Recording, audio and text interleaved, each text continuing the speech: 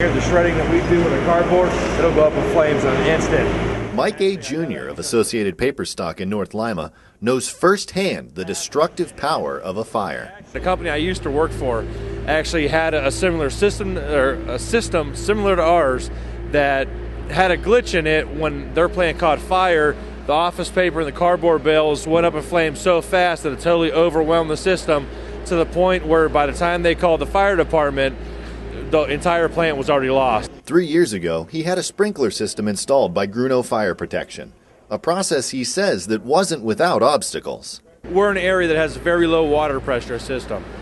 So, they could spend all the money in the world to put a system in here, but if it can't suck water from anywhere, it's not going to put a fire out. This is your fire pump. This actually is needed because of the city pressures were so low that we had to get a fire pump to install to make sure that we meet the system demand. Bill Nichols is a project manager for Grunau, which is a member of the Builders Association of Eastern Ohio and Western Pennsylvania.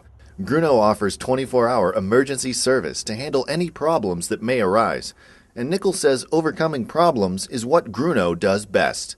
The technically challenging projects where we really get to set ourselves apart is the owner would call us up and say, hey, we've got to protect this, and we don't know basically much about how to protect this. So that's where they call us.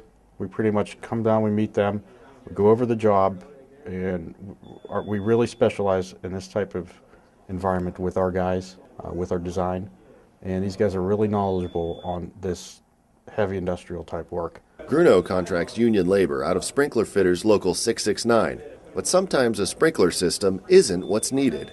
Burning wood, burning paper, chemicals like you say.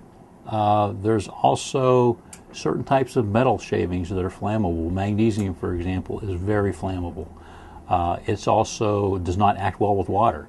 So you have to come up with an agent that, not like water, that you can use. So one of the things that's used is argon for that particular type of fire.